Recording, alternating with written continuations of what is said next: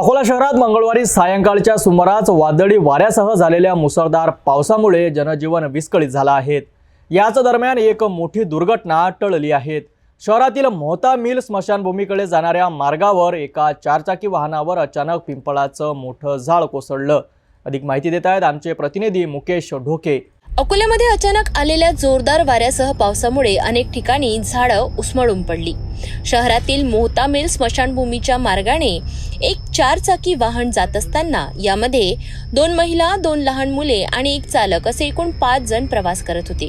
त्याच वेळी रस्त्याच्या कडेला असलेलं एक भलं मोठं पिंपळाचं झाड अचानक कोसळलं आणि थेट गाडीवर पडलं।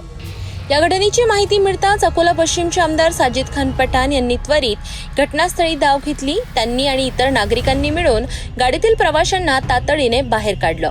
सुदैवाची गोष्ट म्हणजे या दुर्घटनेत कोणतीही जीवितहानी झाली नाही आणि गाडीतील सर्व 5ही प्रवासी सुखरूप आहेत।